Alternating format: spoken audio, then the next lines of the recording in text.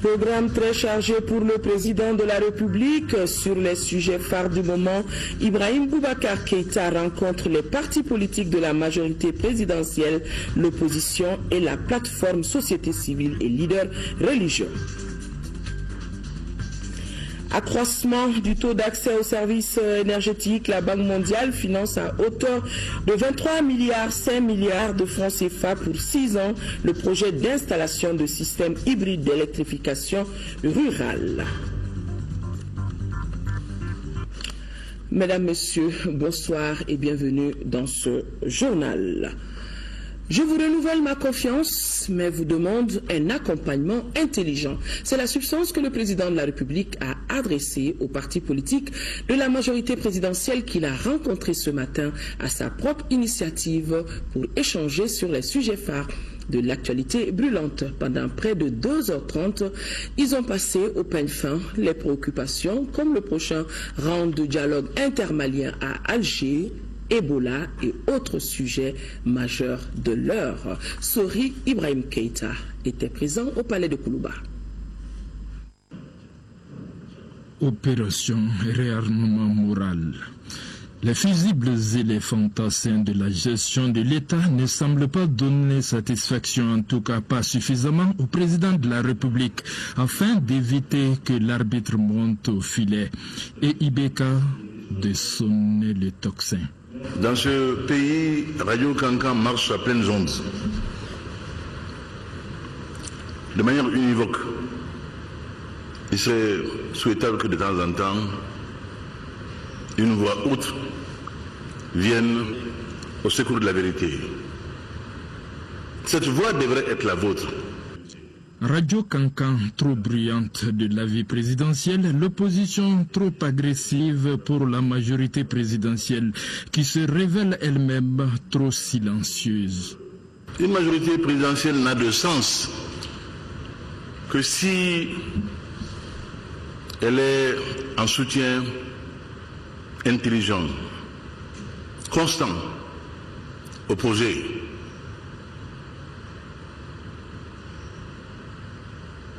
Votre entrée politique, je vous le dis en toute franchise, m'a laissé sur ma faim, une grande faim.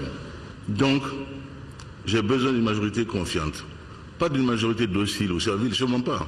Ce serait faire injure aux hommes et aux femmes de qualité que vous êtes. Je n'attends pas ça de vous. Mais à cheval sur la vérité, défendant ce qui est en œuvre aujourd'hui, qui est en but à toutes les velléités de le contrecarrer, ce projet-là. Il ne sera pas contrecarré. L'abandon du Mali, de nos principes, de notre souveraineté, jamais je ne céderai. On pourra essayer de me vilipender, de me couvrir de toutes les immondices. Rien n'y fera. Je sortirai comme le phénix. Car blanc comme neige je suis. Sur les dossiers brûlants de l'heure, le chef de l'État est formel, rien de fondamental n'est ni et ne sera compromis. Je suis venu pour régler les problèmes de ce pays-là. Et Inch'Allah, on les réglera. Nous sommes à un peu plus d'un an d'exercice du pouvoir d'État. Rien, je dis bien rien, de ce qui a été convenu entre nous dans l'honneur et dans la dignité n'a été compromis fondamentalement. Le président de la République respecte la liberté d'opinion et le droit de commentaire de tous, mais demande à ses compatriotes de l'indulgence, de la patience, lui qui préfère voir la bouteille à moitié pleine que vide. Moins d'un an de gestion, les priorités ont été clairement affichées. Si l'on veut établir l'État sur ses pieds, la colonne dorsale de l'État, c'est quoi? Ce sont les forces armées. La mission première était de faire en sorte que cette armée-là redevienne confiante en elle-même. De même pour les négociations d'Alger qui sont loin de son point de vue d'être une remise en cause du Mali en démocratique et laïque. Maintenant, pour l'actualité, nous sommes en Alger depuis hier soir. À ce niveau, rien n'a été signé. Rien n'est compromis.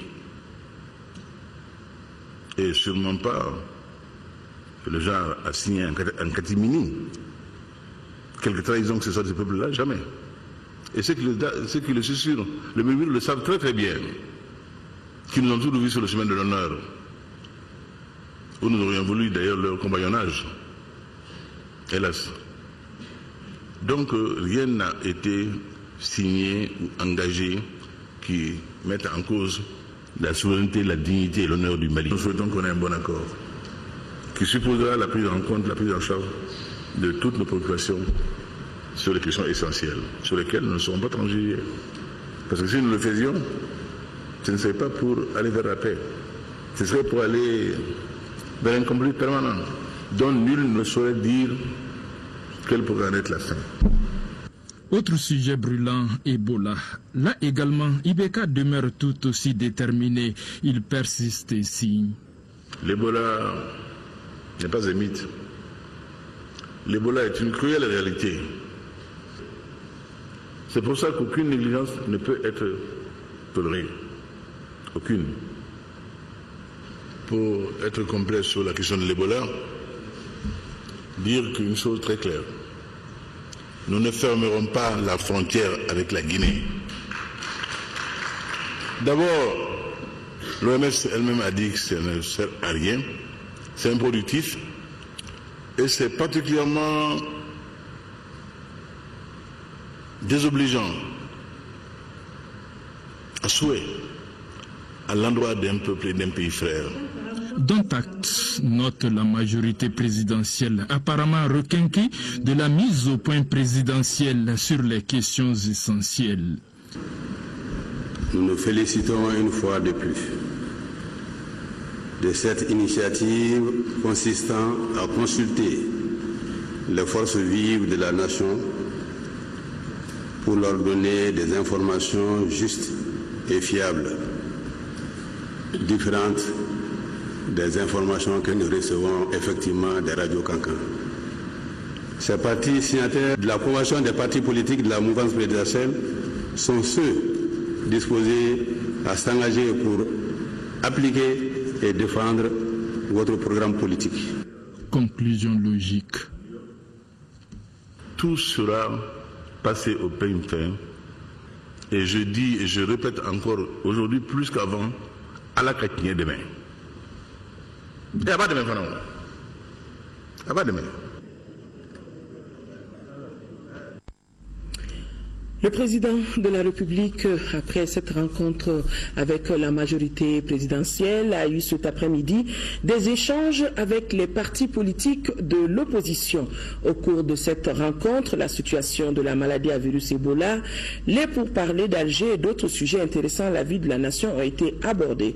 Nous reviendrons sur cette rencontre du président de la République avec les partis de l'opposition dans nos éditions de demain avec Amadou Sankaré. Et hier, Ibrahim Boubacar Keïta avait reçu à leur demande les membres de la plateforme de la société civile. Ces derniers sont venus lui présenter leur projet d'organiser prochainement un forum de la société civile. La plateforme se dit également déterminée à faire porter la voix du Mali auprès de nos partenaires. Des détails avec Alousseni Touré. Pas de poignée de main ce soir à Koulouba et pour cause. La campagne anti-Ebola est de rigueur. Ce sont pourtant des acteurs de la société civile qui se sont donné la main pour créer une plateforme de la société civile malienne. L'idée émane du chef spirituel, Chérif Ousmane Madani Haïdara. Elle a ensuite été partagée par l'ensemble des leaders religieux et des autres organisations de la société civile malienne. Les organisations de la société civile malienne entendent bien s'impliquer dans le fonctionnement du pays. Déjà à l'actif de cette plateforme, la grande marche unitaire du 27 octobre dernier pour dire non à la partition du pays, puis des rencontres avec les autorités et les partenaires du Mali. La crise qui traverse notre pays, on a énormément de problèmes aujourd'hui. Le gouvernement seul ne peut pas gérer tout. Il faut que les organisations de la société civile jouent leur rôle. Bon, on ne veut pas tomber dans les erreurs qu'on a vues au moment des difficultés passées, pendant que la société malienne, le gouvernement, la nation a besoin des organisations de la société civile à jouer leur rôle, on n'a pas vu. Donc maintenant, on a d'autres problèmes. Donc on a initié en tant que leader religieux, le regroupement des leaders, au Conseil islamique des églises catholiques et protestantes, en renforçant la société civile malienne.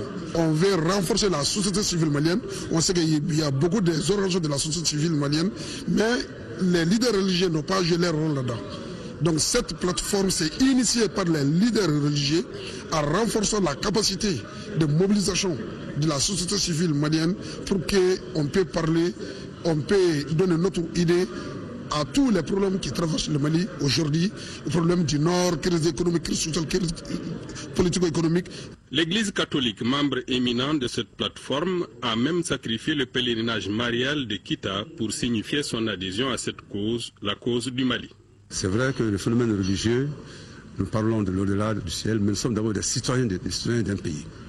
Il est extrêmement important que les différentes confessions religieuses, plus les autres membres de la société civile, se retrouvent pour appuyer le gouvernement, en tout cas, ou aussi, parfois aussi, pour le mettre en garde sur certaines situations. Il ne s'agit pas de devenir insensé, il s'agit de se comporter sur l'attitude du veilleur, de la sentinelle.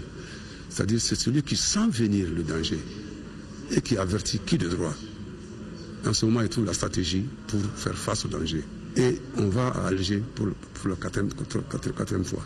On souhaite vraiment que ce qui va se dire là-bas, il y a certains principes sur lesquels on ne doit pas négocier. Et ça, ce sont des points très forts.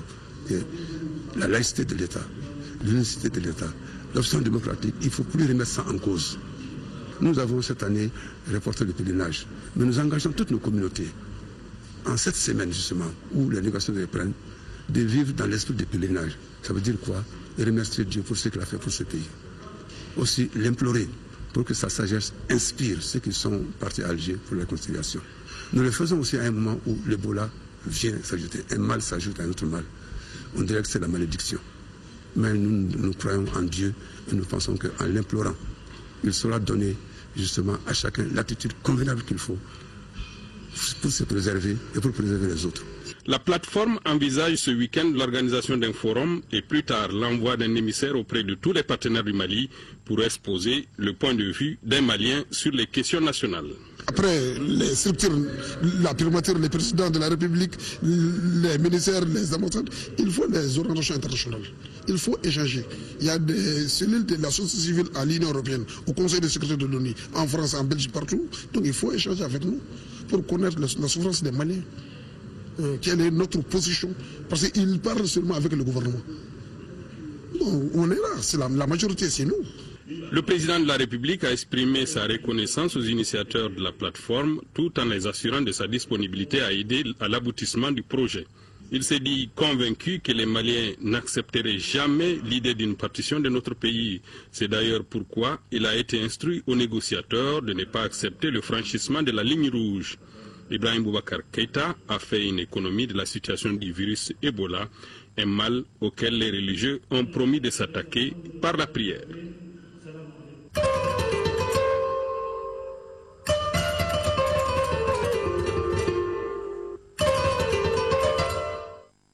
La page Ebola de ce journal, la situation de la lutte contre la maladie à virus Ebola dans notre pays à la date d'aujourd'hui, jeudi 20 novembre. Conformément à ses engagements de transparence, le gouvernement informe l'opinion publique nationale et internationale à travers le ministère de la Santé et de l'Hygiène publique sur l'évolution de la maladie à virus Ebola dans notre pays.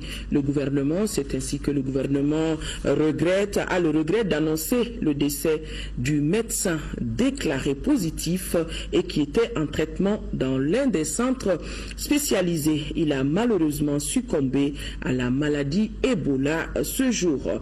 Le gouvernement présente ses condoléances les plus attristées à la famille du défunt et à tous ses proches, que son âme repose en paix.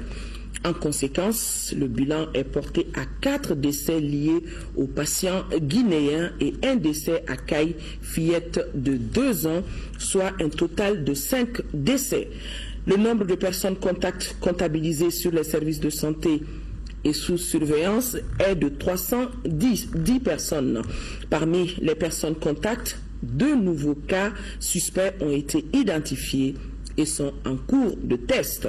Le gouvernement appelle les populations à la vigilance et à ne surtout pas relâcher les efforts en matière de précaution et d'hygiène. Il rappelle la nécessité d'une très forte mobilisation générale de l'ensemble des populations dans toutes les régions pour prévenir la maladie en véhiculant les messages de sensibilisation. Le gouvernement renouvelle son soutien aux agents de santé et aux services douaniers pour faire respecter avec rigueur les consignes de contrôle sanitaire. Le gouvernement remercie l'ensemble de la communauté internationale pour son appui conséquent dans la lutte contre la maladie et ses témoignages de solidarité à l'endroit de notre pays. Le gouvernement invite toutes les personnes ayant eu des contacts directs ou indirects avec les personnes déclarées positives à se faire identifier ou pour un contrôle sanitaire en appelant les numéros verts qui vous ont déjà été communiqués. Et on rappelle ces numéros 80 00 89 89 80 00 88 88, enfin 80 00 77 77. Quelles sont les dispositions prises au niveau des structures de santé pour faire face à la maladie à virus Ebola? La rédaction consacre un dossier à cette question. Dossier signé Amadou Sankaré.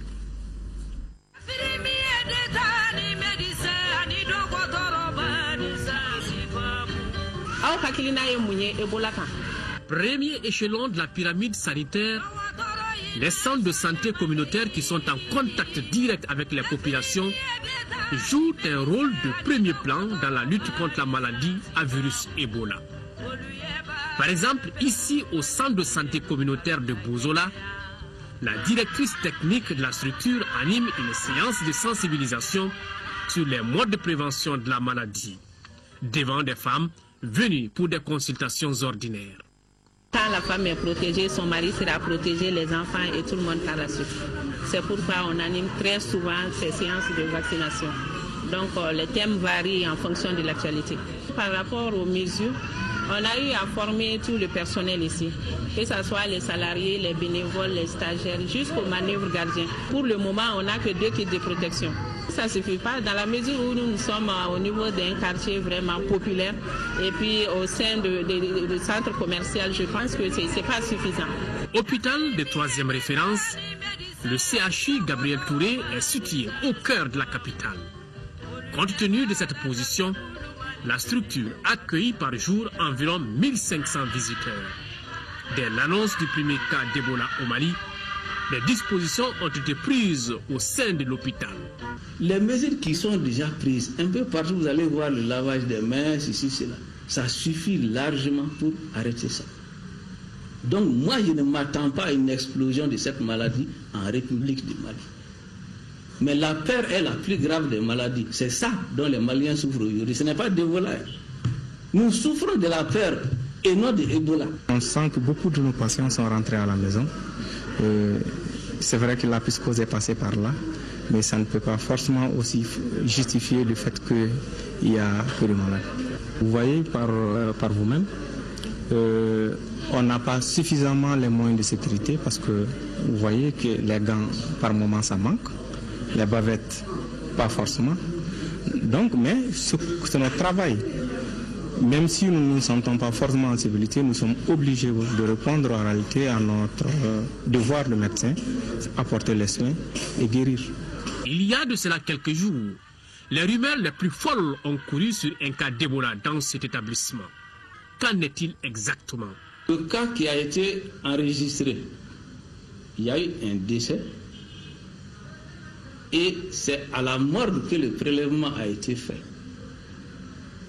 Maintenant, les mesures pour remonter la filière ont été prises comme dans tous les cas. Cette maladie n'a pas dépassé les capacités de gestion de notre système de santé. Chacun doit le savoir. Pour éviter tout risque, le personnel sanitaire appelle au respect des mesures d'hygiène qui demeurent des conditions essentielles de prévention de cette maladie.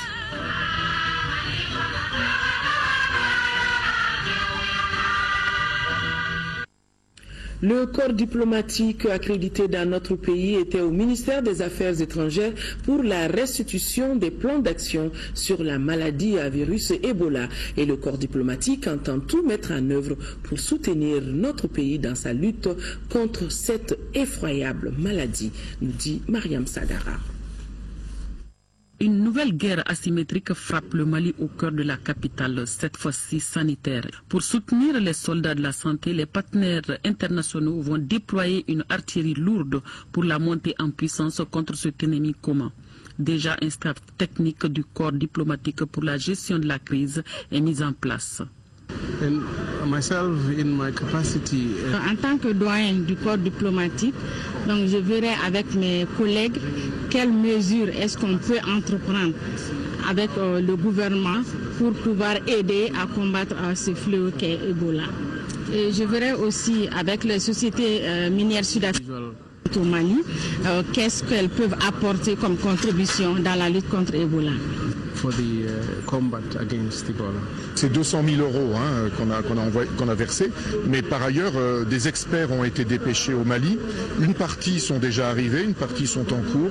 Alors c'est des experts qui vont travailler soit au profit de l'OMS, soit directement auprès des autorités maliennes. L'ambassadeur de la Guinée, très sensible à la démarche malienne, avoue que cette gestion collégiale concerne d'abord nos deux pays. En chaque Malien est un Guinéen. Et en chaque Guinéen est un Malien. Aujourd'hui, la Guinée est en train de maîtriser cette situation. Les cas confirmés en Guinée se réduisent de jour en jour. Le professeur Sambasso, qui est au four et au moulin, livre au quotidien les informations réelles sur les dispositifs et sur l'état des personnes sous contrôle. Le chef opérationnel du champ de bataille, le professeur So, ajoute que pour soutenir l'effort des uns et des autres, il faut une sensibilisation à outrance. Transparence, régularité et précision. Il est important que les chiffres qui vous sont communiqués soient les mêmes, quelle que soit la source qui les communique. C'est pourquoi nous avons appelé les journalistes afin de leur dire qu'aujourd'hui, plus que jamais, nous avions besoin d'eux. Ils sont nos relais à la direction de l'opinion publique nationale comme internationale. Ils sont écoutés, ils sont lus, ils sont regardés. Il est donc important qu'ils sachent raison garder et qu'ils puissent faire acte de responsabilité. L'ensemble des partenaires, des États, des organisations a exprimé sa solidarité, a fait des gestes, mais nous sommes encore dans le besoin. Il s'agit plus de besoins techniques, de besoins en logistique, en équipement, en ressources humaines. Le financement est un passage, mais ce n'est pas l'objectif. En plus de la riposte contre la fièvre Ebola, le coordinateur national, le professeur So, donne espoir aux diplomates préoccupés pour la réussite des essais du futur vaccin contre le virus. Lutter contre l'épidémie de la fièvre à virus Ebola, le groupe Diallo et associés viennent de mettre à la disposition du ministère de la Culture 15 téléviseurs. L'objectif est de faire passer le message de sensibilisation sur la maladie sur les lieux publics. Les services déconcentrés de la culture et les gares routières sont les structures concernées, nous dit Moussa Fane. La lutte contre le virus Ebola au Mali est aujourd'hui devenue une cause nationale et chaque citoyen est appelé à jouer sa partition. Un jeune opérateur économique de la place du nom de Yaya Habib Diallo vient d'offrir 15 téléviseurs au ministère de la Culture pour passer les messages de sensibilisation contre le virus hémorragique Ebola sur les lieux publics. Déjà, un téléviseur est installé au musée national. Le but est d'informer les visiteurs sur les méthodes de prévention contre la maladie. Nous avons décidé, nous, en tant que secteur privé, de quand même amener nos contributions dans la lutte contre Ebola. on aimerait bien le vulgariser quand même dans tout le Mali. J'espère bien que les mosquées, les églises, on verra, c'est des lieux aussi de regroupement. On serait très heureux de recevoir ces éléments d'information pour cette télésensibilisation, surtout dans toutes les langues. Ces gestes de solidarité a été hautement salué par les autorités. C'est une fierté, cela démontre bien que nos compatriotes ont compris qu'il s'agissait d'une lutte nationale, d'un combat national qui nécessitait la mobilisation des uns et des autres. C'est aussi le lieu d'inviter d'autres bonnes volontés, d'inviter tous les citoyens maliens à prendre conscience et à surtout prendre exemple sur ce geste très symbolique que GDA a vraiment eu la bonne foi d'initier et de mettre à notre disposition. L'arme la plus efficace contre la maladie à virus Ebola est l'observation de certaines pratiques. Il s'agit du lavage des mains au moins 4 fois par jour. Voyons maintenant quelques actions entreprises contre la propagation du virus Ebola à Bamako et à l'intérieur du pays. Des sujets rassemblés par Mohamed Ould Mamouni.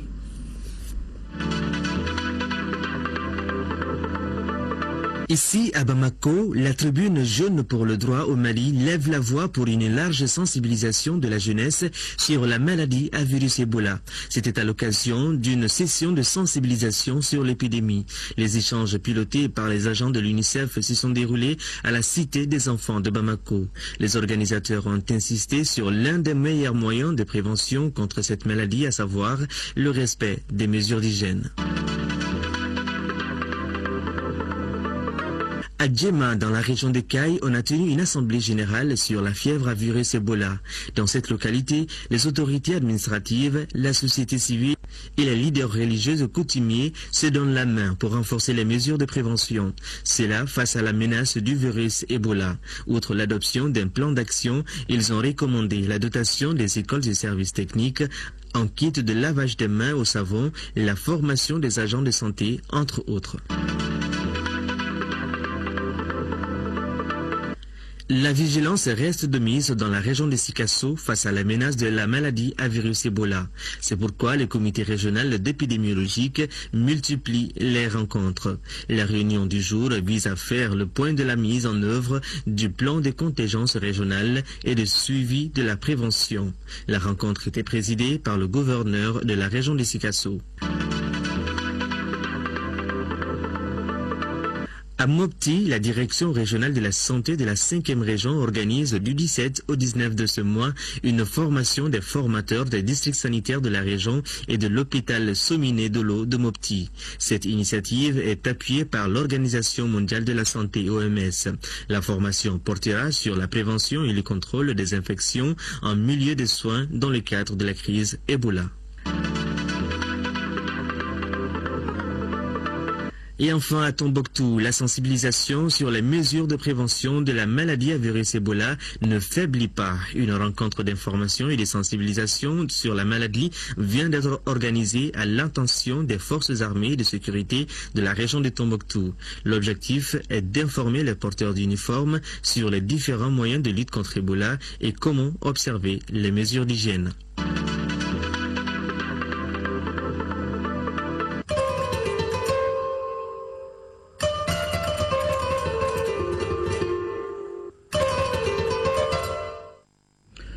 L'actualité sur un tout autre plan, lancement ce matin au Conservatoire des Arts et Métiers Multimédia Bala Faseke Kouyaté de Bamako d'un atelier de formation pour les rappeurs du Mali. Cette cérémonie, qui était présidée par le Premier ministre Moussa Mara, a pour objectif spécifique de donner une formation de base à ces jeunes artistes rappeurs sur la musique en général et l'histoire du rap en particulier. Et prennent part à cet atelier une centaine d'artistes, une centaine de rappeurs issus du mouvement urbain de notre pays sur initiative du Conservatoire Bala Faseke Kouyaté du Festival sur le fleuve Niger et l'Institut français de Bamako. Modibo Soirée, compte rendu.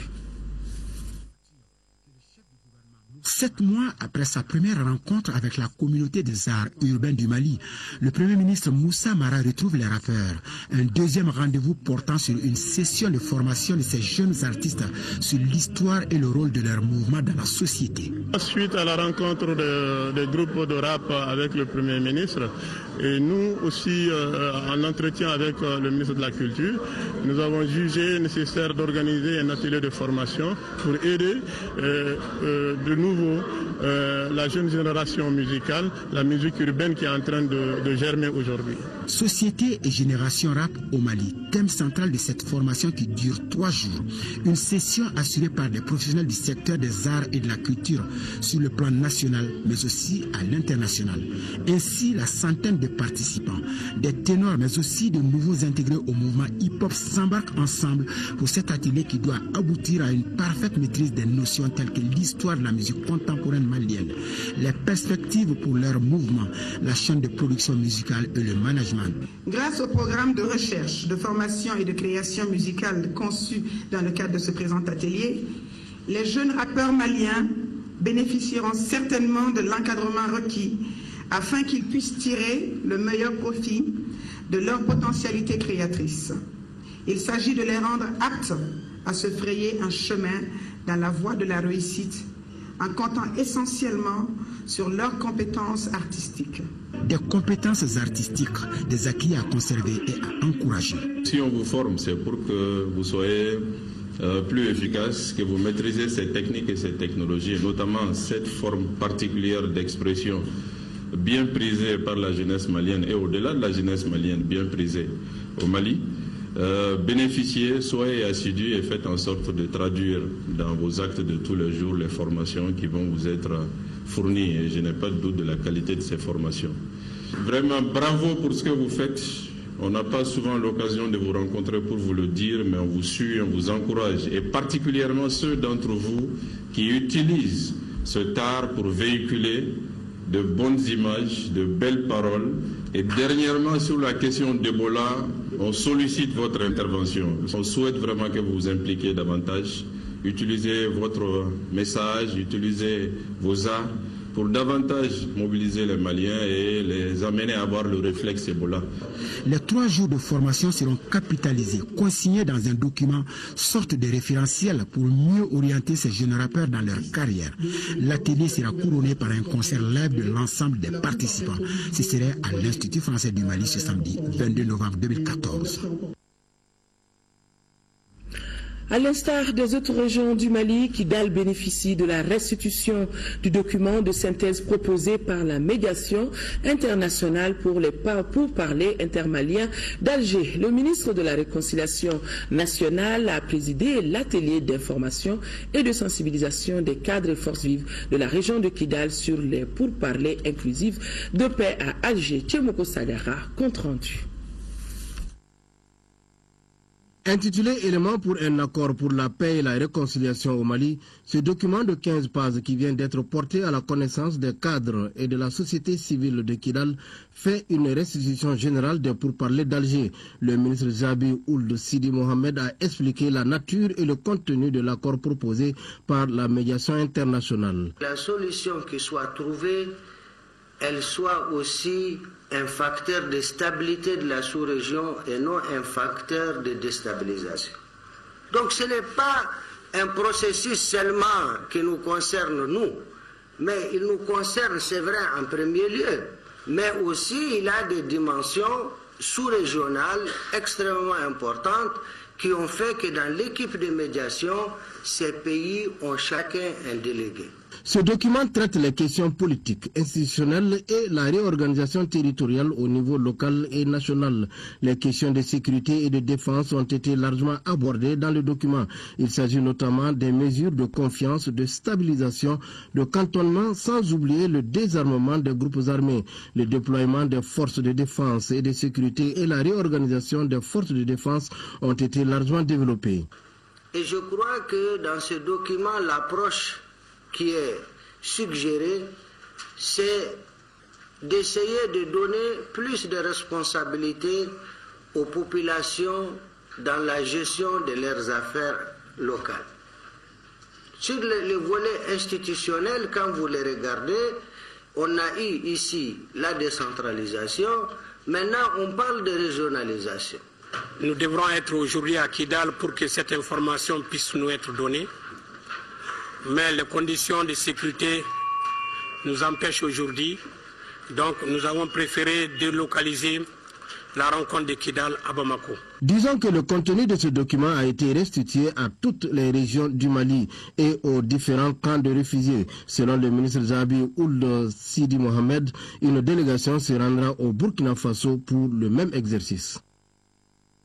Restons avec le ministre de la Réconciliation nationale qui a rencontré hier à Bassikounou. Bassikounou, c'est en Mauritanie, les délégués des réfugiés maliens des camps de Mbera et le ministre qui était donc dans ces camps de réfugiés. Au cours de cette rencontre d'échange, le ministre Zabi Ould Sidi Mohamed a expliqué le sens de la démarche actuelle du gouvernement en direction des réfugiés de ces camps dont les avis sont souhaités et attendus pour enrichir les éléments du pré-accord de paix d'Alger.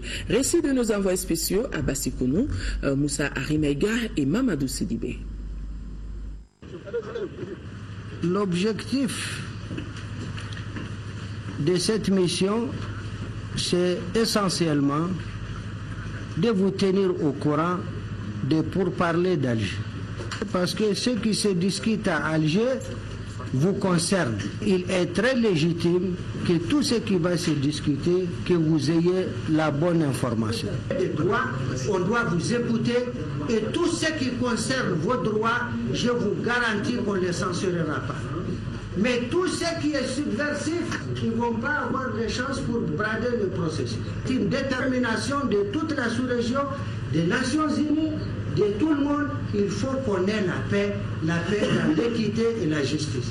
Ces préalables réglés, les préoccupations des réfugiés maliens en Mauritanie ont alterné entre récrimination, réclamation, volonté d'aller à la paix en retournant chez eux. J'ai été très satisfait par vraiment l'intervention du ministre. J'ai été un peu intrigué quand il a dit qu'il y avait une délégation encore plus grande qui devait venir, mais à la suite de ce qu'ils ont lu dans Internet, je crois que certains se sont découragés. Bon, Internet, chacun peut écrire là-dessus ce qu'il veut. Ce qui est sûr, c'est que nous, les gens de Bera, la coordination des leaders, nous avons demandé à ce que la délégation malienne vienne pour qu'on puisse parler. Elle est touchée vraiment par le fait qu'il y a eu des bruits qui ne voulaient pas de la présence de cette délégation, alors que ce n'est pas du tout la vérité. Ce n'est pas possible qu'ils rejettent une délégation malienne. Ça, c'est impossible. Je voulais dire tout d'abord vraiment que j'étais impressionné par d'abord l'exercice réussi par la délégation malienne. On nous disait que la délégation gouvernementale serait malvenue au camp d'Embera, alors que quand on est ici, nos médiations, on est content de voir ce climat régner entre les partis maliens, entre réfugiés, entre gouvernements. Cette rencontre de réfugiés maliens à Bassikounou, au siège du HCR, a été l'occasion pour le ministre malien de la Réconciliation nationale de rendre hommage à tous les partenaires du Mali, les Nations Unies, les partenaires humanitaires, mais aussi un hommage vibrant à la Mauritanie qui apprécie ici la démarche du gouvernement du Mali et pour qui l'espoir de paix est à portée de main. Les ambassades du Mali aux États-Unis, au Brésil, au Canada et à Cuba à l'heure du RAVEC. La formation des formateurs pour l'achèvement des opérations du recensement entamées en 2009 vient de prendre fin à Washington. Dans les jours à venir, les différentes équipes vont ainsi pouvoir sillonner les villes de leur juridiction pour l'achèvement de ces opérations du RAVEC. Les explications depuis Washington avec Salif Sanogo. Apprendre pour comprendre, comprendre pour agir, avec en ligne de mire un meilleur résultat. C'est cette démarche qui a caractérisé cette session de formation des agents diplomatiques des représentations du Mali aux États-Unis, au Brésil, à Cuba et au Canada. L'espace de 48 heures, ils ont rafraîchi leurs connaissances et renforcé leurs capacités dans la maîtrise des outils du RAVEC. Pour l'achèvement du recensement entamé en 2009, ils auront ainsi à travailler principalement en direction de deux deux principales catégories de nouveaux majeurs. Il s'agit des majeurs biométriques et des électeurs potentiels. Ils devront également se pencher sur le traitement des cas d'omission ou de mauvais portraits dus à une prise de photo non conforme. La formation a déjà été un grand succès, puisque en plus des formateurs qui ont suivi la formation, on a eu la chance de pouvoir faire la formation même des agents recenseurs. Donc il y a certains agents recenseurs qui ont participé à la formation. Si beaucoup de données dormaient dans les valises au niveau des différentes juridictions, l'occasion vient donc d'être offerte aux agents formés de pouvoir opérer les correctifs nécessaires et d'enregistrer les nouveaux majeurs. Pour ce faire, il faudrait que les Maliens concernés puissent se présenter aux dates et aux lieux qui leur seront communiqués très prochainement concernant les différentes juridictions diplomatiques et consulaires. L'ambassadeur du Mali au Sénégal, Moulay Ali Khalil Askofare, a rendu visite hier mercredi aux détenus maliens à la maison d'arrêt et de correction de Rebeuss, c'est à Dakar, après ceux du camp pénal et de la prison pour femmes de Liberté 6. L'ambassadeur a profité de cette occasion pour donner des informations sur la situation sécuritaire du Mali et les mesures prises pour éviter la propagation du virus Ebola au Mali. Au cours des échanges, les détenus ont évoqué notamment leur souci de diligence dans la procédure de jugement. L'ambassadeur a pris bonne note et a prodigué des conseils et invité les détenus à continuer à observer une bonne conduite. Il a rassuré les détenus maliens du suivi de leur dossier par l'ambassade. Enfin, l'ambassadeur Moulay Ali Khalil Askofare a remis des cartons de savon aux détenus maliens. Information qui nous a été donnée depuis Dakar par Souleymane Kantara Sissoko. Les travaux de la 9e conférence régionale africaine sur les femmes Beijing plus 20 se sont achevés hier après-midi à Addis Abeba en Éthiopie par l'adoption d'une déclaration dite déclaration d'Addis Abeba pour l'accélération de la mise en œuvre du programme d'action de Beijing. La forte délégation malienne conduite par Madame le ministre de la Femme, de l'Enfant et de la Famille a eu à faire plusieurs propositions dans le sens de l'amélioration du document et de l'enrichissement des débats. Madame le ministre Sangaré Oumouba a eu l'insigne honneur de lancer la campagne dénommée Africa Rising, votre parole, votre action, votre plateforme au cours d'un dîner. Elle est au micro de Alassane Diombélé depuis Addis Abeba.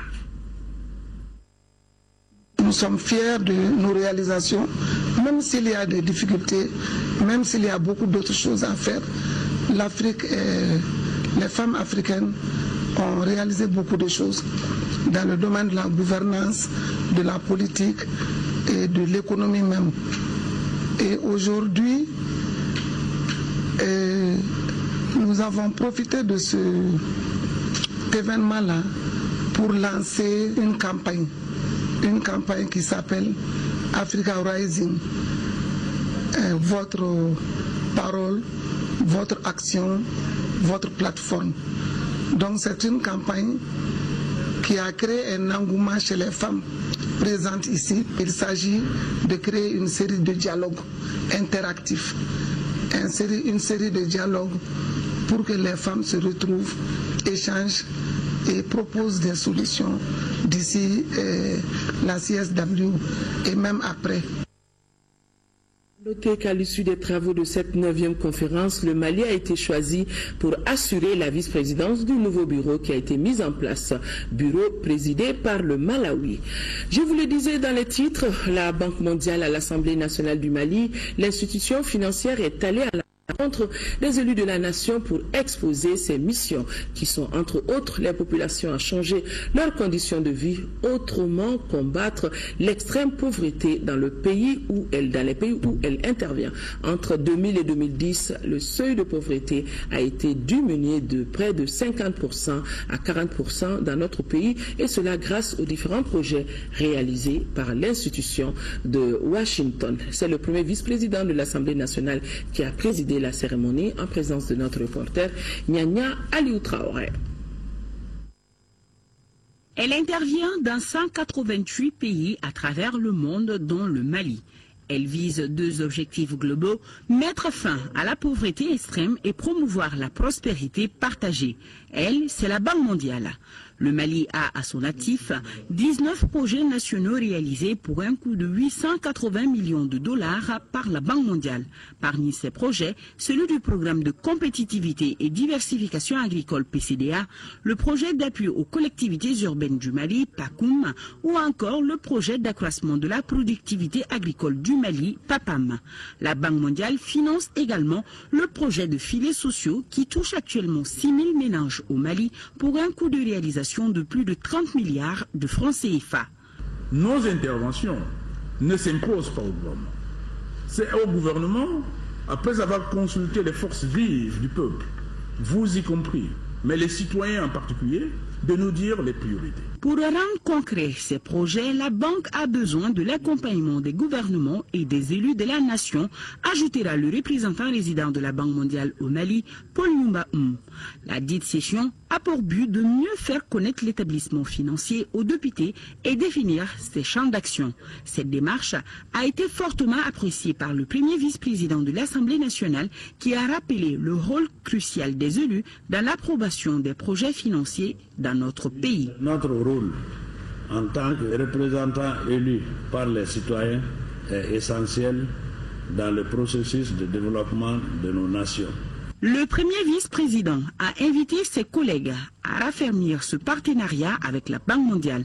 Mamadou Tounkara a aussi insisté sur la mise en œuvre d'un plan de travail qui inclurait de nombreux échanges entre le Parlement et les PTF. Oui, Nyanya Alou Traoré, restons avec l'institution, encore une fois, de Washington, avec le lancement ce matin à Bamako du projet système hybride d'électrification rurale d'un coût total de 23,5 milliards de francs CFA. Ce projet est financé par la Banque mondiale et va durer 6 ans. Le projet vise à accroître le taux d'accès aux services énergétiques modernes dans les zones rurales. Compte rendu signé Daouda Sidiki Diarra. Malgré les progrès importants réalisés au Mali, le taux d'accès à l'énergie électrique reste faible, ce qui constitue un défi à relever par les autorités maliennes et les partenaires au développement, d'où le lancement du projet des systèmes hybrides d'électrification rurale CHER. Ce nouveau projet qui va durer 6 ans est financé par la Banque mondiale à plus de 23 milliards de francs CFA. Le projet s'inscrit dans la politique énergétique de la Banque mondiale visé à développer les énergies renouvelables sur une grande échelle, afin de contribuer réellement à la réduction de la pauvreté et au développement durable du Mali. Le projet contribuera à l'extension progressive des mini-réseaux électriques dans les zones insuffisamment desservies, environ 50 localités. Le projet CHER vise à accroître le taux d'accès aux services énergétiques modernes dans les zones rurales et à augmenter la production d'électricité à base d'énergie renouvelable. Les différents composants du projet ont trait au renforcement et à la poursuite de l'extension de l'électrification rurale avec l'introduction d'une production hybride combinant le solaire photovoltaïque et les générateurs diesel, des équipements domestiques solaires, l'extension et la densification des mini-réseaux, la promotion des usages de l'électricité à des fins productives en milieu rural. Il est à noter que notre pays, au cours de la dernière décennie, a développé ce nouveau secteur économique. Cette électrification rurale décentralisée au Mali a été considérée comme un succès dans la sous-région par la Banque mondiale. La commission transport et équipement de l'Assemblée nationale était hier à l'aéroport international de Bamako-Sénou. L'objectif, c'était de se rendre compte de l'état d'avancement du chantier du nouvel aéroport. Compte rendu, Isaac Tchino. Il s'agissait pour la commission transport de l'Assemblée nationale de venir constater l'état de conservation du chantier du nouvel aéroport international de Bamako-Sénou. Des infrastructures en son temps financées par Millennium Challenge Account qui a plié bagage depuis la crise en 2012. Cette visite intervient avant la reprise imminente des travaux par de nouveaux partenaires. On a ratifié, sinon voté beaucoup de projets de loi sur le projet d'extension et de modernisation de l'aéroport de Bamako-Sénou. Donc on est venu voir réellement la réalité du terrain. Ce projet d'achèvement de l'aéroport de Bamako-Sénou est un projet gigantesque qui coûte environ plus de 28 milliards de francs CFA. Ce joyau donnera un nouveau visage à la porte d'entrée du Mali. Il lui offre du coup une capacité d'accueil d'environ 1 500 000 passagers au dire des spécialistes.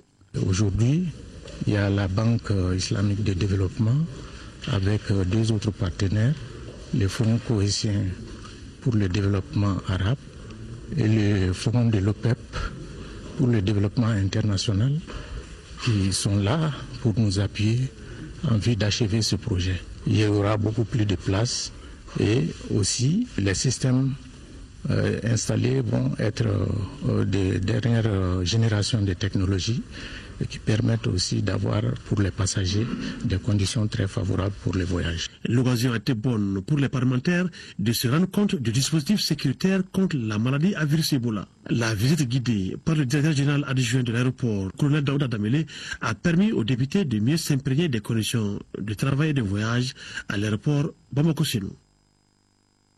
Plus d'1,95 milliard de francs CFA, c'est le montant de l'accord signé hier après-midi entre le ministère de l'Environnement, de l'Eau et de l'Assainissement, le Royaume de Norvège et le bureau du PNUD, programme des Nations Unies. Cette enveloppe financée par la Norvège vise à aider le gouvernement du Mali à atténuer considérablement les effets du changement climatique. La signature a eu lieu au ministère de l'Environnement et c'est un compte rendu de Boubacar Sissoko. Cet accord de signature engage 3 parties dans la lutte contre les effets du changement climatique au Mali. Il s'agit du ministère de l'Environnement, de l'Eau et de l'Assainissement, de l'ambassade du Royaume de Norvège au Mali et du bureau du programme des Nations Unies pour le développement PNUD. L'enveloppe allouée est estimée à plus d'1,95 milliard de francs CFA, financée par la Norvège. À travers cette signature tripartite, nous entendons accompagner les communautés maliennes dans leurs efforts d'adaptation et d'atténuation aux effets néfastes des changements climatiques. Cet appui du Royaume de Norvège permettra aux populations de mettre en œuvre des activités d'adaptation et d'atténuation au changement climatique. Un pays comme le Mali doit immédiatement se mettre à pied d'œuvre pour l'adaptation au changement climatique. Ça ne peut pas attendre qu'il y ait un accord de paix, ça ne peut pas attendre que le conflit, ça ne peut pas attendre que Ebola soit terminé. On doit prendre action maintenant parce que les effets sont visibles. Je voudrais aussi solliciter davantage la contribution de tous les partenaires techniques et financiers au renforcement du Fonds climat, qui est un mécanisme facile et rapide pour financer les actions prioritaires de lutte contre les effets du changement climatique au Mali. Je puis vous assurer que l'initiative du Fonds climat porte en soi les éléments structurants d'une organisation inclusive, dont le format sera celui d'une gouvernance soucieuse du bien fondé de la dépense. Il est à rappeler que c'est le 2e comité de pilotage du Fonds climat qui a recommandé en juillet 2014 le financement de 3 projets d'une durée de 2 à 3 ans, dans le but d'atténuer considérablement les effets du changement climatique au Mali.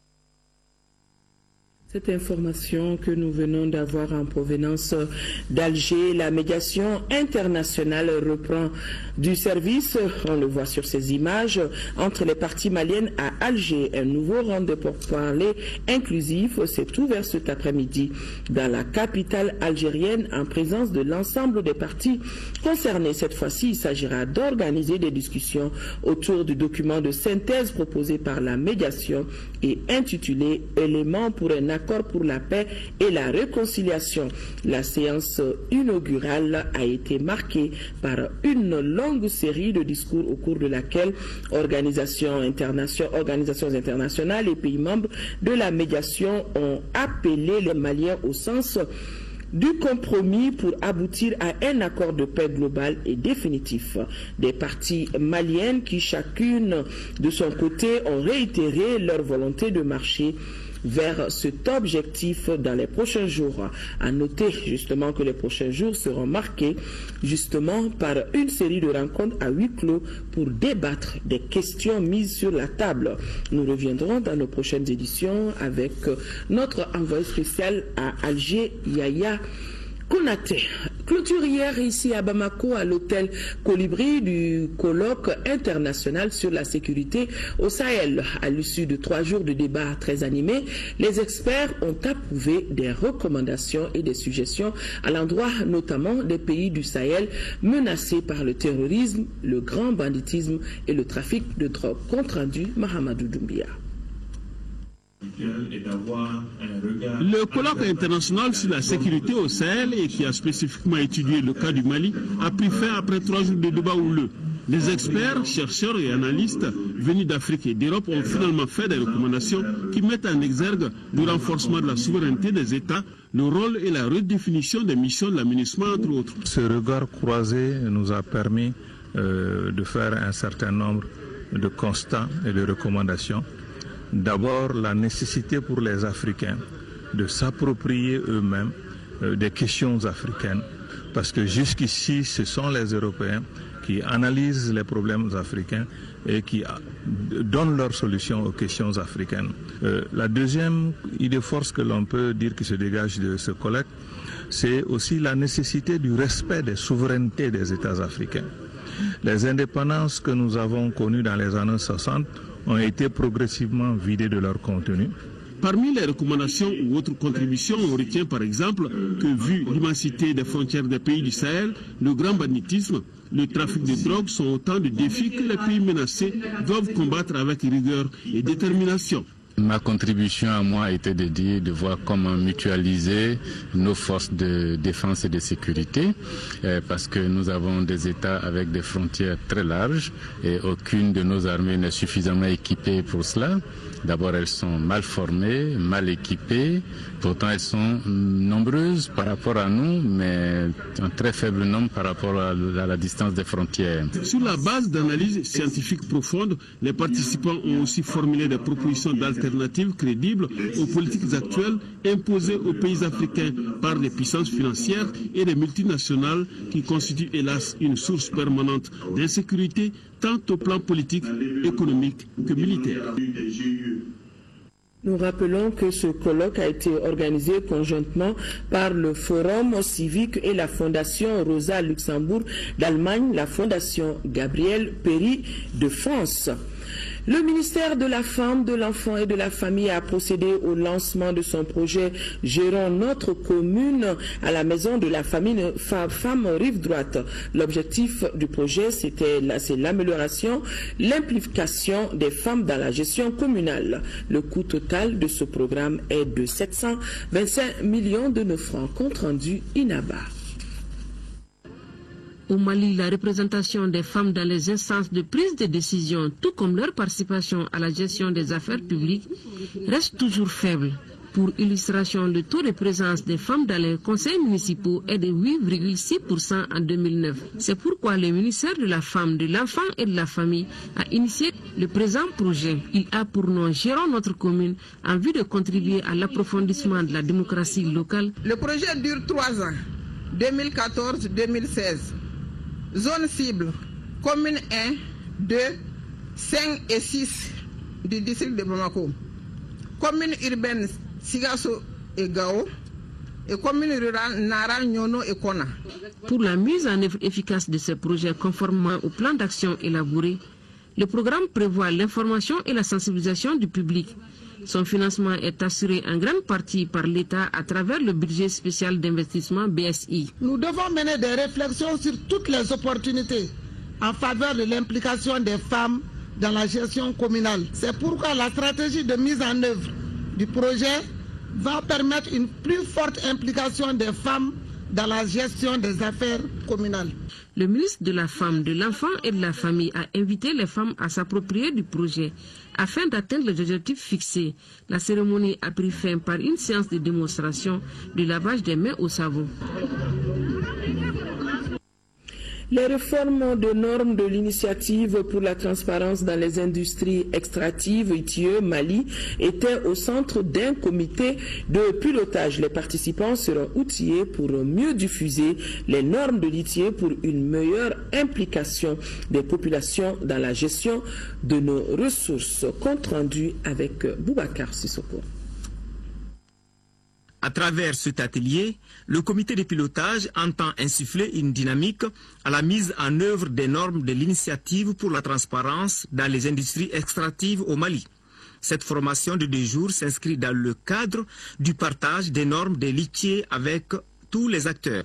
L'objectif de cet atelier est d'expliquer les principaux changements au sein de la norme et s'assurer que les procédures de transition vers elle sont comprises. Explorer les possibilités d'utilisation des données afin de promouvoir et enrichir le débat public.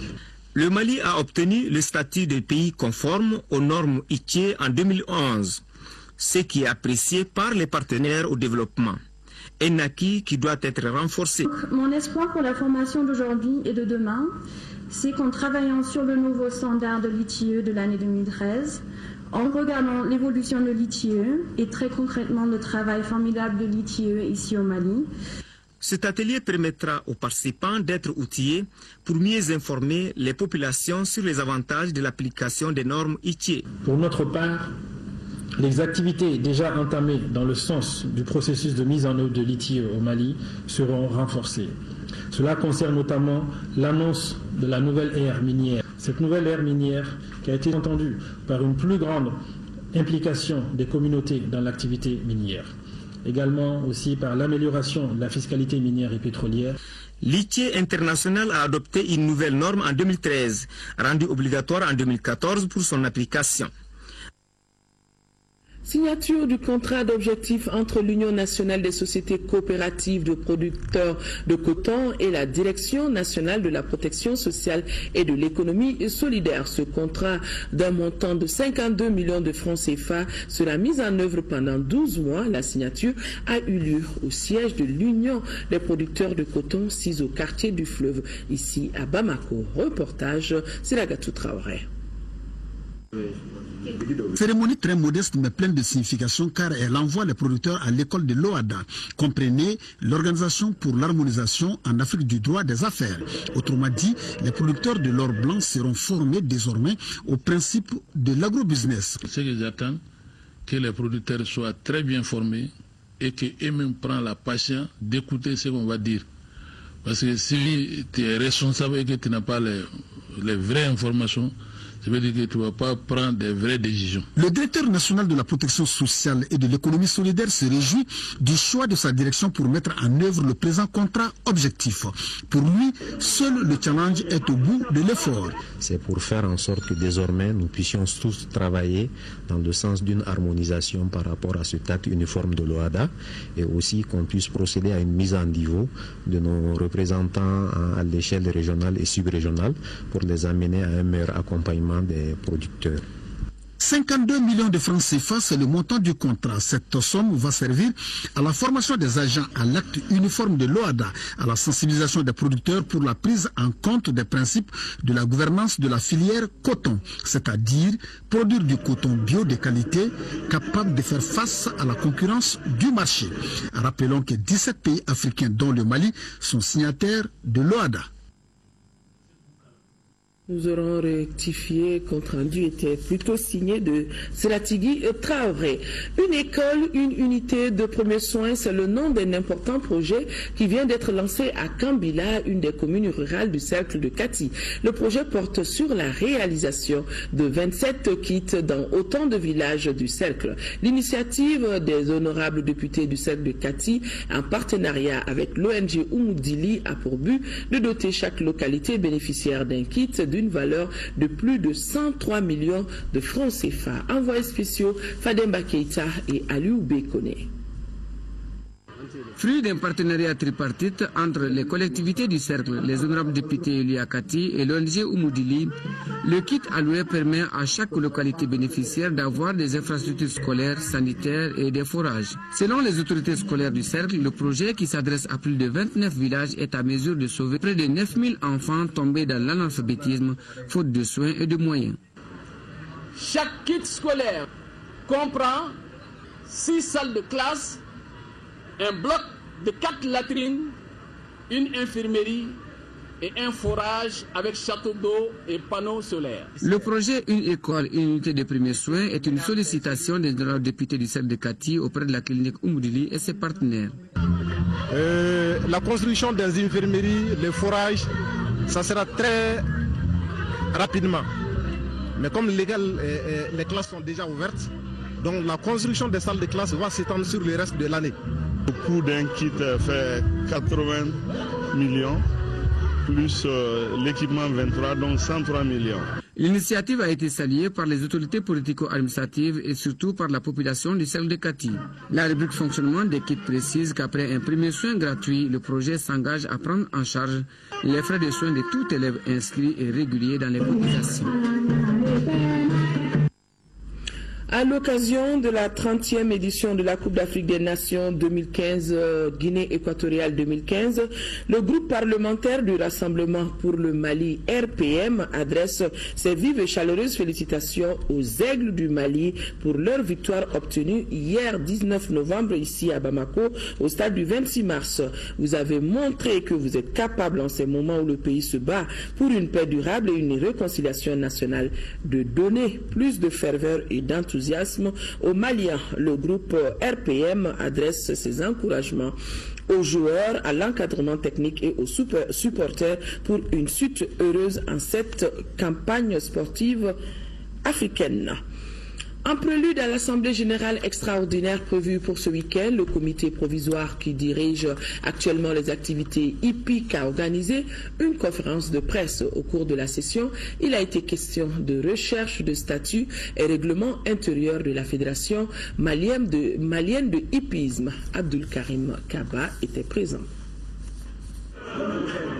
Petit à petit, le monde du hippisme sort de sa profonde crise. C'est pourquoi il procédera ce week-end à une assemblée générale extraordinaire de relecture des textes. Ce travail est à l'actif du comité provisoire de la Fédération malienne de hippisme, 5 mois après sa mise en place par le ministre des Sports. Cette session extraordinaire intervient après avoir rencontré tous les acteurs du hippisme. L'Assemblée générale extraordinaire est programmée pour ce week-end, demain vendredi, après-demain samedi, pour statuer sur le règlement intérieur et les statuts qui vont gérer la fédération future qui sera mise en place après l'adoption des textes de la Fédération malienne de hippisme.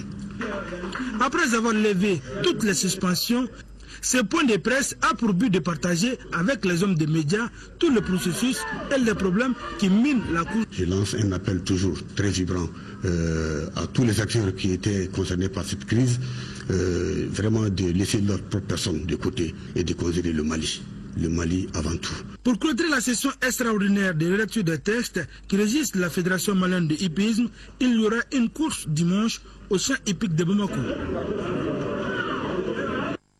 Le président du comité national de l'égal accès aux médias d'État invite les candidats Issa Zerbo de l'ADEMA PSG demain à 9h et 9h30, M. Paul Cissé de l'URD donc à se présenter au siège de l'organe demain vendredi 21 novembre pour l'enregistrement de leur message de campagne. 9h, M. Issa Zerbo de l'ADEMA PSG, 9h30, M. Paul Cissé de l'URD. Après ce journal, vous pourrez suivre le message de campagne du candidat de l'ADEMA PSG.